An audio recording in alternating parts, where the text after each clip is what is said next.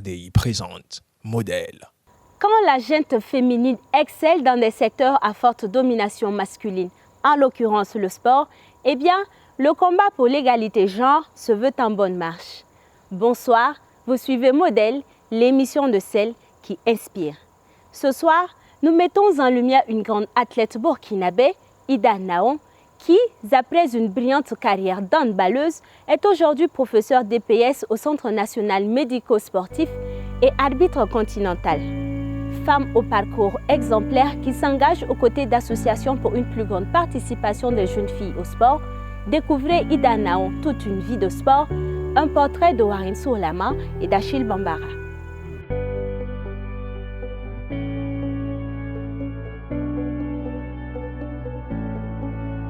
Votre histoire avec le sport débute au collège, en classe de 6e. C'était en Côte d'Ivoire et à l'origine de ce déclic, c'est le sport des mains.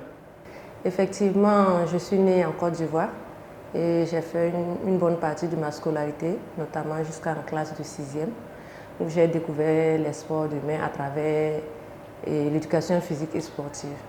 Et ça m'a beaucoup plu.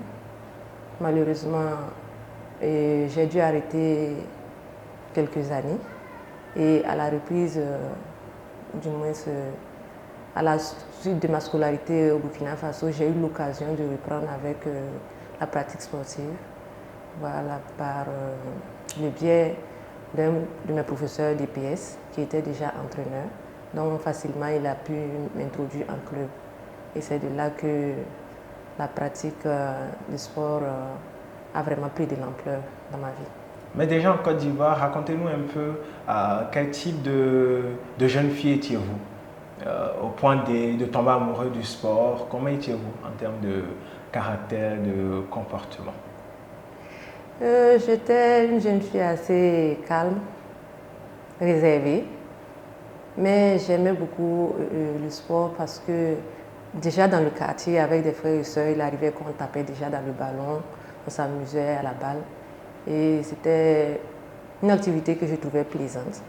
Et en 6e, on a beaucoup plus fait les sports de main parce qu'on avait en son temps notre professeure, je pense qu'elle était enceinte, et en temps beaucoup, elle nous a plus initiés au sport de main, notamment le handball, le basketball et le volley. Mais mon attention s'est focalisée sur le handball. Ouais, j'ai aimé et puis voilà. Et des années plus tard, vous le disiez, vous débarquez ici au Burkina Faso, votre pays d'origine, afin de poursuivre votre scolarité. Et c'est là que l'histoire avec le handball prendra réellement son envol et grâce à votre professeur d'EPS. Oui, je salue au passage M. Togo Amadou, qui a été mon professeur d'EPS au JPC, pardon, voilà, Jeunesse pour Christ. Et à l'occasion des cours d'EPS, toujours, voilà, il arrivait qu'on fasse des initiations dans un sport de main. Et un peu, il a vu que bon, j'avais de bonnes prises et il nous a orientés. Venez en club, j'ai un club où j'entraîne, venez, on va beaucoup s'amuser et puis on va beaucoup apprendre également. Et c'est de là que je me suis dirigée vers le club et j'ai fait mes parts. Ensuite, on a pu bien s'entraîner, j'ai aimé, j'ai continué. Et de compétition en compétition, j'ai évolué et voilà. Comment étaient vos premiers pas au sein du club? Les premiers pas se sont bien passés, vu que nous étions allés à plusieurs, c'est-à-dire quelques camarades de l'école, on est allés ensemble. Et au départ, on était impressionnés parce qu'il y avait des plus grandes que nous. Elles étaient déjà dans la pratique et quand on les voyait jouer, on voulait forcément les ressembler. Waouh, que c'est beau leur jeu! Est-ce qu'un jour je pourrais faire autant? Et puis voilà, à force d'abnégation et d'entraînement, voilà, on a pu s'essayer également. Est-ce que à l'époque vous le faisiez juste par passion, mais vous voyez mener une vraie carrière de handballeuse à l'époque? À l'époque, carrière, non, c'était juste pour le jeu, pour pratiquer une activité saine, voilà. Et mon père nous a toujours encouragés à pratiquer le sport parce que lui-même il a eu à son jeune âge à pratiquer le football Et en tout cas, il encourageait ses enfants également à la pratique du sport. Vous a-t-il influencé dans votre passion pour le sport? Oui, mon père m'a toujours accompagné. Mes premières chaussures, mes maillots, c'est lui qui me les achetait. Donc, contrairement à d'autres parents qui étaient réticents à la pratique sportive, moi en tout cas, j'ai eu des parents qui m'ont accompagné.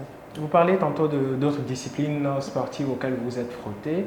Apparemment, vous avez fait aussi du rugby entre 2008 et 2011. Oui, j'ai eu une initiation à rugby. C'était à l'école et par le biais de notre professeur, M. Maïga, en son temps. Donc le rugby se pratique aussi ici? Bien sûr, il y a une fédération du rugby, d'ailleurs dirigée par une femme très dynamique. Voilà. En plus du handball qui a pour présidente une femme, il y a également une autre femme présidente d'une autre fédération qui est le rugby. Voilà. Donc à l'école, on nous a initiés au rugby et j'ai trouvé ça plaisant. Et il y a une compétition qui se peaufinait et le professeur a voulu qu'on les accompagne et c'est de là qu'on a commencé la formation. On s'est un peu intéressé. Le rugby à 7. Et on a même joué une compétition africaine au Burkina ici, à cette époque-là. Est-ce que vous vous voyez dans un autre domaine que celui du sport? Dans un autre domaine que celui du sport, vu que j'ai embrassé le métier très jeune, bon, pour moi c'était une continuité de joueuse à arbitre et ensuite travailler dans le métier du sport. Pour moi c'était tout à fait naturel. C'était votre destin, bien bon, selon vous? Pardon? C'était comme un destin pour Pas vous? comme un destin, mais bon, comme une suite logique peut-être je dirais, ou bien une opportunité, vu que j'aimais déjà ce métier, ou du moins ce milieu, qui est le milieu du sport. Donc pour moi, il n'y a pas eu de problème à ce que je m'engage dans une carrière dans le domaine du sport.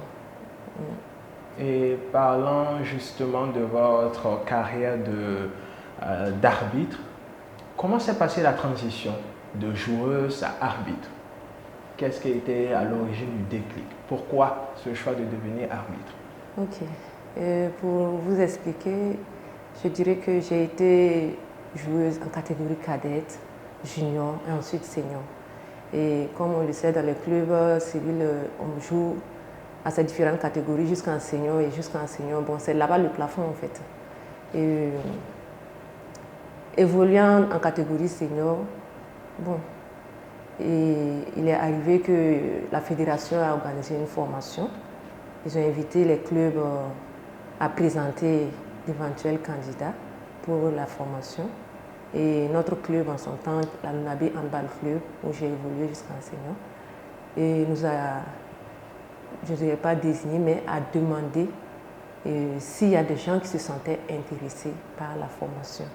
Bon, pour moi, c'est une découverte. J'ai toujours aimé ça, découvrir autre chose. Donc là, on s'est engagé avec une amie et sœur à moi qui est aujourd'hui ma binôme. Voilà. Et Beloum Sonia, épouse Zongo. Voilà, nous nous sommes engagés dans la formation. Au départ, on partait à la découverte. On a découvert le métier de l'arbitrage à travers la formation. Elle a été concluante et on a continué. Au départ, on était assez nombreux, mais à la fin de la formation, beaucoup sont partis, vu les contraintes liées à l'arbitrage. Voilà, mais nous, particulièrement, on est restés.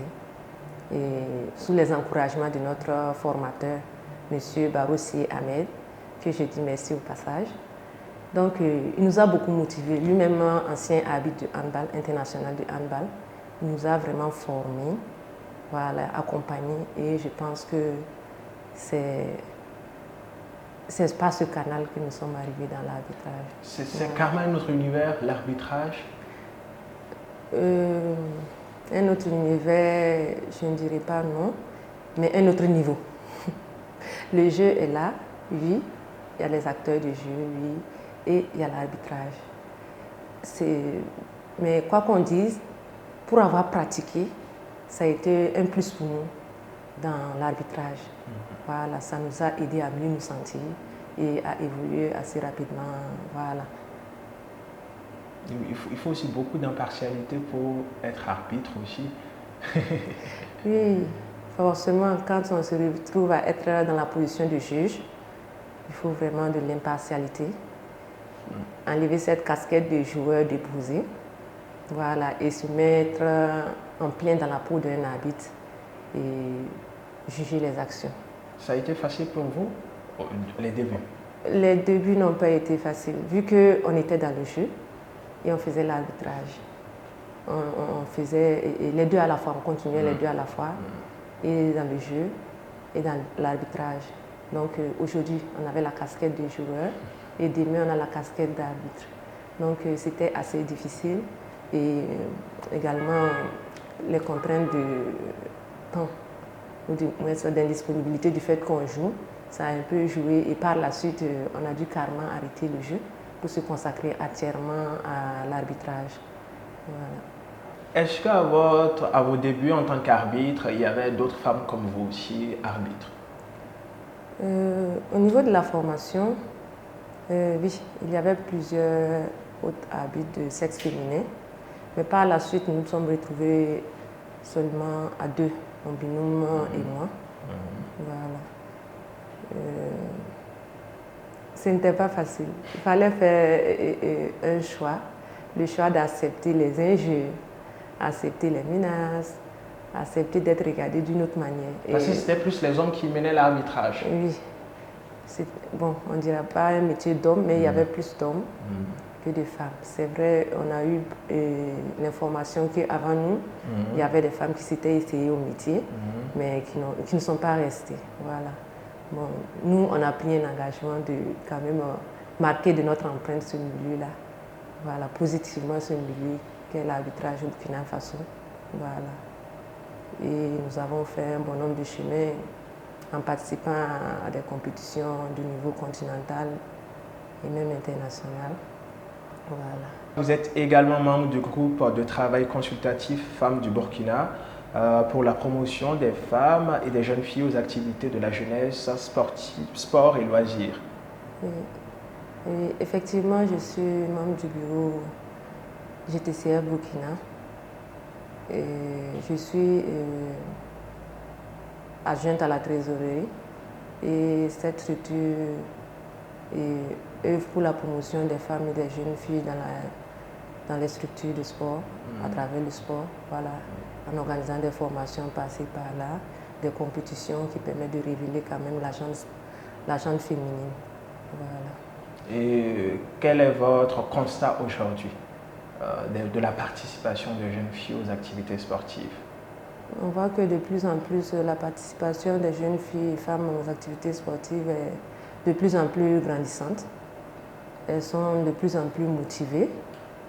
Et on voit que par-ci, par-là, dans différents sports, on voit des femmes qui arrivent à s'illustrer, à avoir des médailles. Voilà. Et ça, c'est vraiment à l'honneur des femmes. Voilà. Au niveau de la société, avez-vous observé un changement de regard? Un changement de regard, oui. Dans la société, de plus en plus, les femmes et jeunes filles s'intéressent au sport, aux activités sportives. Beaucoup de parents n'ont plus du mal à laisser leurs enfants de sexe féminin aller dans le sport, puisqu'il y a des modèles qui voient à travers la télé. Chacun voudrait qu'un jour, sa fille puisse lui ramener une médaille et que lui aussi puisse brandir ça. J'ai un enfant, une fille qui se retrouve dans le milieu du sport et c'est un honneur pour la famille. Donc je pense que de plus en plus, avec ces politiques qui permettent d'accompagner les femmes dans le sport, en tout cas de plus en plus les femmes marquent de leur empreinte. Vous avez un parcours immensément riche. Qu'est-ce que ça vous fait de savoir que vous êtes un modèle aujourd'hui pour de nombreux jeunes? En tout cas, on espère être des modèles pour...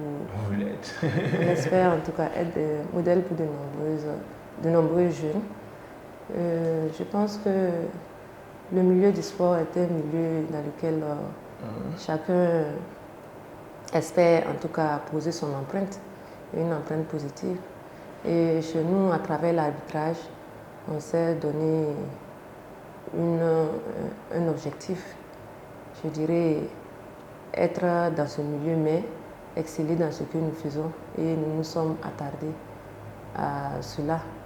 Et vu que nous avons eu un formateur assez perfectionniste, voilà, on s'est senti dans l'obligation d'aller vers cette perfection et de manière à pouvoir impacter d'autres jeunes, voilà, et pouvoir les orienter également dans le milieu du sport. Votre époux, M. Naon, que vous avez justement rencontré dans ce milieu sportif, a été d'un grand soutien à cette, on va dire quoi, cette ascension, voilà, à votre développement. Donc, mon mari, M. Naon, a été d'un soutien pour moi après mes parents. Quand je me suis mariée, et je ne dirais pas qu'il a pris le pas, mais plutôt il m'a également encouragée sur cette voie. C'est vrai, nous sommes connus dans le milieu du sport, donc forcément, il savait déjà quel métier j'avais embrassé. Et je ne peux que lui dire merci de m'avoir toujours accompagnée dans ce domaine. Ce n'était pas facile, concilier vie de famille et activités professionnelles et également sportives. Parfois, c'était très difficile, mais il a toujours été là pour m'épauler et me pousser vers le haut. C'est plus facile d'être compris par son conjoint ou sa conjointe quand on est dans le même milieu professionnellement. Bon, je ne saurais faire la balance vu que moi je suis mariée à quelqu'un qui est du domaine du sport. Mais ça a été plus facile pour vous? Bon, je me dirais quand même il y a une facilité parce que vu qu'il est déjà du domaine, il comprend, il connaît les besoins du domaine et c'est des choses que quelqu'un, je me dis, qui est dans le domaine du sport accepterait assez facilement par rapport à quelqu'un qui n'y est pas. Voilà. Il est arrivé à plusieurs reprises que j'ai quitté la famille pour des compétitions hors du pays et autres. Et il a toujours bien pris. Voilà. Donc il m'a accompagné dans mes choix. Donc vraiment, je trouve que c'est super. C'est l'idéal qu'on ait un conjoint qui l'accompagne dans ses démarches quand même. Voilà. C'est important. Depuis 2019, vous êtes agent en service à la direction générale du Centre national médico-sportif. Que faites-vous ici concrètement? Oui, depuis ma sortie de l'école professionnelle en 2019, j'ai été affectée au Centre national médico-sportif et vous voyez que c'est un tout nouveau joyau. C'est un centre qui s'occupe des sportifs, notamment ceux qui ont eu des blessures et qui viennent se soigner. Et afin de reprendre la pratique sportive, il y a plusieurs volets ici. Et moi, je suis dans la direction de lutte contre le dopage. Qui dit sport parle de dopage, vu qu'il y a certains sportifs qui emploient les moyens pas assez réguliers pour quand même améliorer les performances. Et ces méthodes sont interdites. Voilà. C'est récurrent ici? Bon, de plus en plus. Les jeunes veulent aller au-delà de leurs performances dictées par l'entraînement. S'ils s'entraînaient comme il fallait, je pense que ça n'allait pas causer ce problème-là, le dopage. Mais voilà, comme je l'ai dit, la direction s'occupe du volet de lutte contre le dopage. Donc nous sensibilisons les jeunes sportifs aux méfaits et aux dangers que constitue le dopage sur leur vie et sur leur carrière. Voilà, et nous travaillons en collaboration avec les fédérations sportives pour la mise en place de leurs structures là-bas, de lutte contre le dopage. Voilà. Et également, éventuellement, dans la direction, nous faisons également des prélèvements en vue des prélèvements pour des tests antidopage, des tests de dopage en fait. Voilà. Quelle est la plus grande leçon que vous tirez de tout ce si beau parcours qui est le vôtre? La leçon que je tire de ce parcours, c'est ne jamais abandonner. La vie est faite de haut et de bas et il ne faut jamais abandonner quand on croit à quelque chose. Voilà. Et il faut s'armer de patience. Tout ne vient pas au moment opportun. Au départ, je me rappelle qu'après notre formation initiale en arbitrage, Quelquefois, nous avons voulu arrêter. Après un match tendu, dur, nous étions assez novices. On rentrait tout en larmes, on voulait arrêter. Et oui, le formateur, il a été également un papa pour nous. Il nous appelait, il causait, non, c'est comme ça va arriver, il y a des fois vous allez... Certaines fois, on était catégorique, on ne veut plus continuer. Mais au fur et à mesure, on a su se faire dans ce milieu-là, à se donner des objectifs. Si on y est, pourquoi ne pas marquer de notre empreinte? Faire le mieux que nous pouvons. Donc, et au fur et à mesure, des opportunités se sont présentées à nous et on les a pris comme telles. Et voilà, on a fait notre petit parcours, notre bonhomme de chemin dans ce domaine-là. Oui. Le coaching, vous en faites? Le coaching, j'en ai fait, mais à l'occasion de la formation. Comme je vous ai dit, au niveau de la formation de l'école, nous touchons à plusieurs domaines. On s'essaie à tout. Et comme vous le savez, on ne peut pas être juge et parti. Coach, oui, ce serait un peu pas conciliable. Donc forcément, il arrive à un moment où on se dirige carrément vers un côté. Et voilà pourquoi nous sommes consacrés à l'arbitrage, ma binôme et moi. Quelles sont vos aspirations futures? Avez-vous des projets dans le domaine sportif ou précisément dans le milieu du handball? Nous évoluons dans le domaine de l'arbitrage. C'est un domaine qui demande une très grande capacité physique. Donc il faut de l'entraînement et être vraiment au top pour pouvoir suivre les matchs. Donc la condition physique est assez primordiale. Et vu des années dans le métier, avec l'âge, forcément il faudrait qu'à un moment donné nous puissions nous reconvertir dans un autre domaine. Mais le mieux ce serait de rester dans ce milieu-là qui jalonne les matchs et autres, c'est-à-dire se diriger vers le domaine officiel, c'est-à-dire devenir officiel technique pour pouvoir être toujours dans ce domaine-là.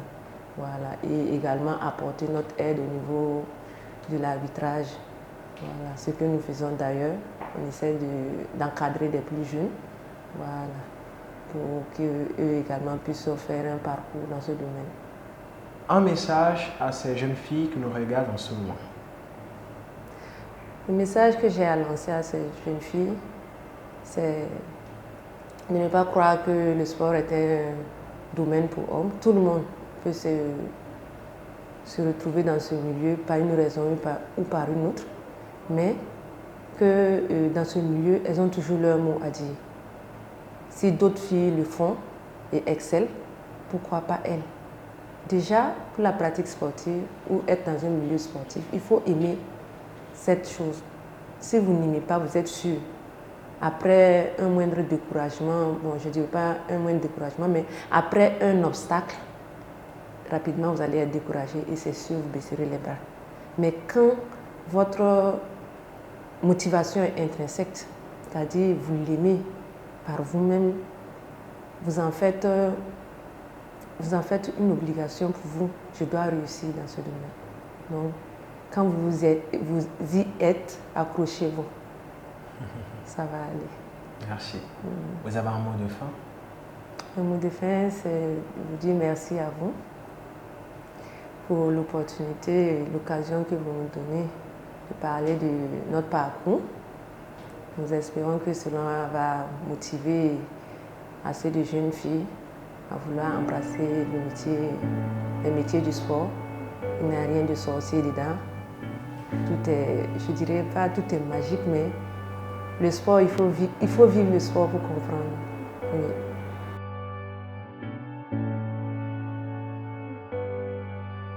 Beaucoup de courage et de persévérance, c'est ce qu'il vous faut pour avoir un parcours de champion à l'image de notre modèle mis à l'honneur ce soir.